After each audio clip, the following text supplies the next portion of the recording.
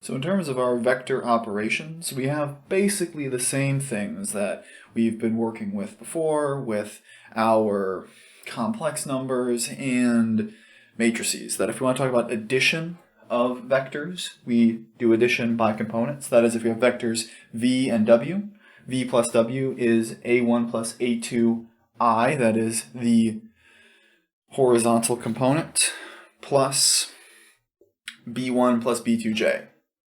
So it's the sum of each component, sum of horizontal and sum of vertical, where if we want subtraction, it's just a1 minus a2 plus b1 minus b2. We go termwise. And then for scalar multiplication, we just multiply termwise. K for some constant real number k, or it could be complex, I suppose, in a different kettle of fish, is that constant times the vertical component plus the constant times the horizontal component. It still works in exactly the way that we would expect it to, just piece by piece. So, if we want to look at an example with this, if for vectors v equals 2i minus 4j and w equals 3i plus 7j, we want to find 4v minus w, well, to get this value, 4v minus w, we just go term by term, where if we have that 4v, we'll get 4 times 2, the component there from v, minus the component from w, which here would be 3. And similarly, this is in terms of I, just to be sure, we would have for the vertical component 4 times the value here, which would end up being -4, so I guess this should technically be in a bracket, minus the part from w, which here would be 7.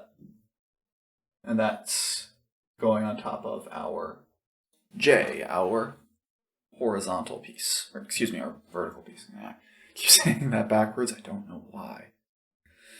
But anyway, once we have the setup, it's just arithmetic.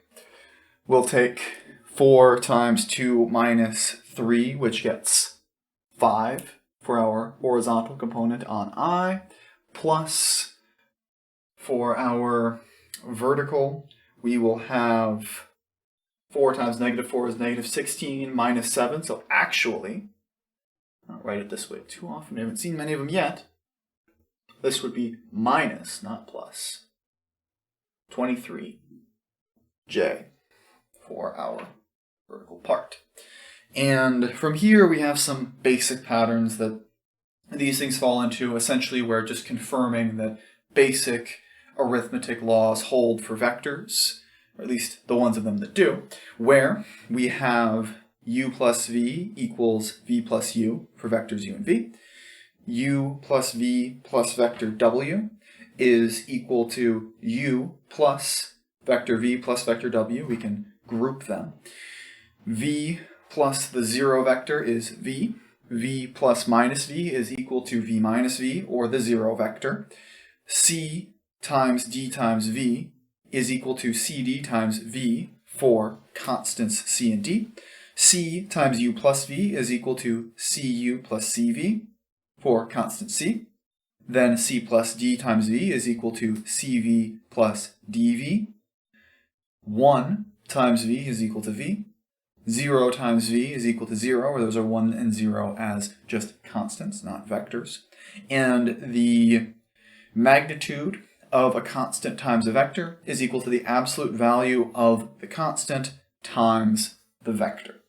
So essentially we have the pieces that just say most arithmetic happens the way we should expect, where there is one big thing that we don't see a lot of here yet, and that's multiplication, where there is a way that you can multiply vectors. It's a lot like when we multiplied matrices with a thing called a dot product that we'll see in the next section.